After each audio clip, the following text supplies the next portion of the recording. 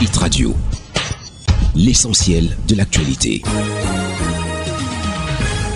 Bienvenue madame, messieurs sur Hit FM 103 émettant depuis Garoua pour le point sur l'actualité.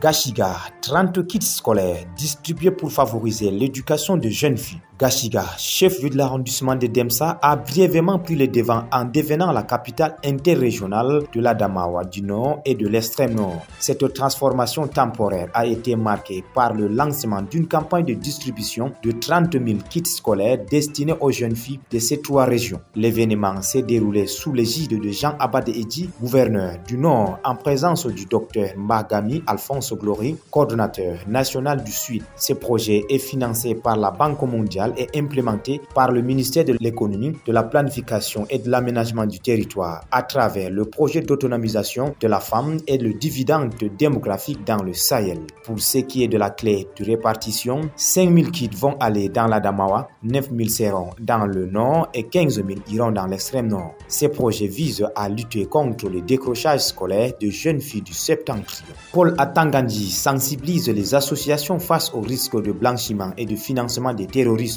Ce 21 octobre 2024, l'hôtel Montfébé a accueilli un atelier de sensibilisation présidé par le ministre de l'administration territoriale, Paul Atangandi, destiné aux organisations à but non lucratif. Cet événement avait pour objectif principal d'informer ses acteurs sur les risques de blanchiment de capitaux et de financement du terrorisme auxquels ils peuvent être exposés dans l'exercice de leurs activités, apprend-on dans une note d'information du ministère. Pour le MINAT, les organismes à but non lucratif doivent faire preuve de transparence, lutter contre le blanchiment d'argent, lutter contre la prolifération des armes, accentuer le processus de formation de leur personnel. Ils ont l'obligation de produire annuellement des informations sur l'objet de leurs activités et de les mettre à la disposition des services compétents du MINA. Ces documents devraient faire état des fonds reçus ainsi que des donateurs, sans oublier de lister les modes de paiement et les justificatifs sur le montant contracté.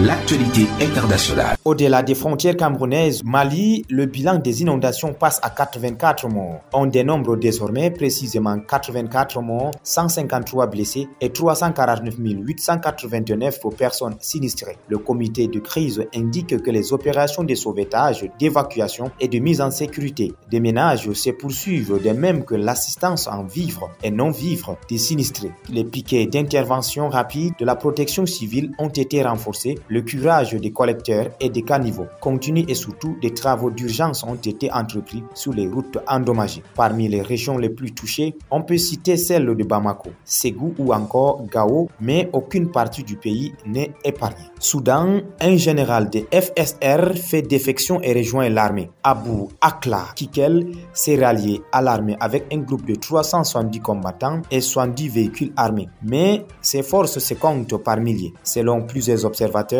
sa défection de FSR pourrait faciliter l'entrée de l'armée dans l'est de l'État d'Al-Jazari, centre du Soudan. Les informations sensibles qu'il détient sur les FSR, leur organisation et leur ravitaillement constituent une vraie mine d'or pour l'armée. Voilà madame, messieurs, c'est la fin de ce point sur l'actualité sur Hit FM 103 depuis Garoua. Merci de rester en compagnie de nos programmes qui se poursuivent. Hit Radio, une info d'avance.